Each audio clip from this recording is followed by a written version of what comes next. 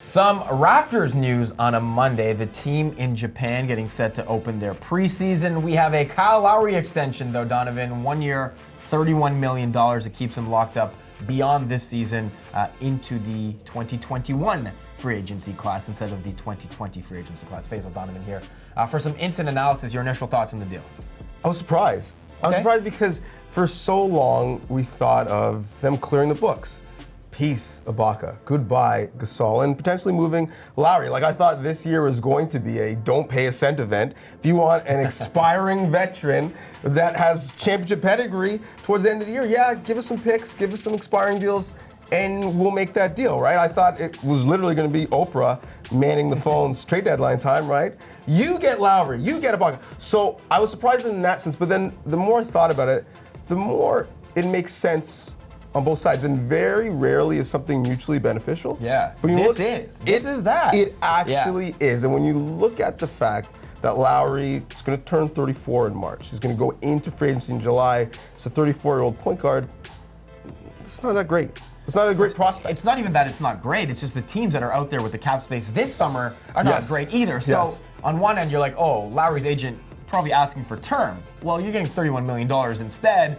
Probably makes up for the lack of term in that deal then, right? Yes, and so the Raptors, in a league where the cap goes up and players expect to get paid more, they're actually getting him for an extra year on a bit of a discount because it goes from 33 per to 31.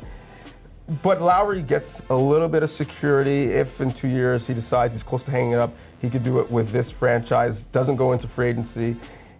He still can be traded, and that's the one part of this deal where he still can be traded. So for once, I actually think it's mutually beneficial. But here's actually why I really think it's beneficial for the Raptors.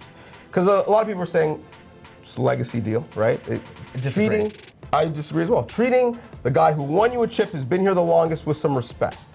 I think it's more so, this is a floor deal in terms of if you trade all of your great guys, this franchise may not be that competitive when we get to 2 years from now where all of those great free agent players are available.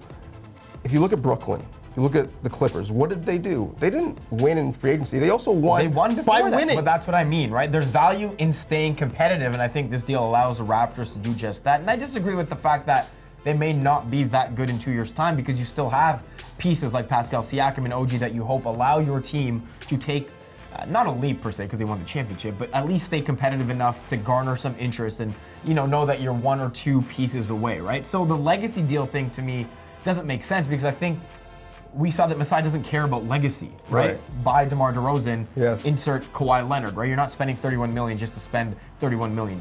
You're doing it because you think the team, I think, has a chance to stay relatively competitive in an East that beyond Philadelphia and Milwaukee, I still don't know how good they are, Yeah, I think Indiana will be good as well. But also, if you look at the comments by Mark Bartelstein, how good Masai and Bobby Webster were, how great they were to work with. I think some of this, if you're the Raptors, is a bit PR of, we took a hit when we said goodbye to Dwayne Casey, goodbye to DeMar DeRozan. We said we gave them a chance, we didn't get it done.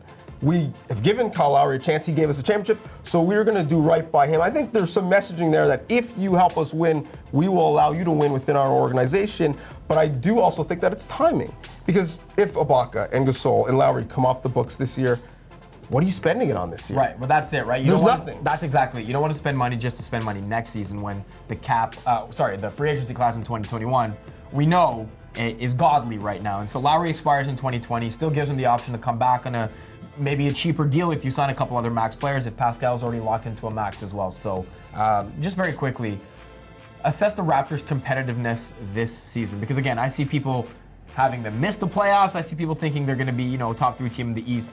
I kind of think they're maybe somewhere in between that, still leaning towards the upper echelon of the East as opposed to the bottom, in my opinion. Well, I think actually their competitiveness is part of the reason why, again, it makes sense to bring Lowry back. Because even if you moved on from him, the floor wasn't going to be so low that they were going to be that bad in this East. Right. With Pascal Siakam and the smarts of Nick Nurse, they were going to make the playoffs regardless. With Fred VanVleet in a bigger role, they were going to make the playoffs regardless. So might as well get home court in the first round. Might as well be competitive. And aside from maybe Milwaukee, trade for a guy instead too, right? Exactly. And aside from Milwaukee, Philly, Boston, and maybe Indiana, depending on how Victor Oladipo comes back from his injury, there is no one else in the East. And so by default, I think this team is going to be really good. I think this actually impacts not even their win-loss this year. I think it impacts what they do with Pascal Siakam moving forward, because I think given his cap hold, you wait on signing him and giving yourself a little bit more flexibility moving forward. And that is a conversation for another day. The Kyle Lowry farewell tour appears to have one more year left. 1 year, $31 million extension to keep the point guard in Toronto.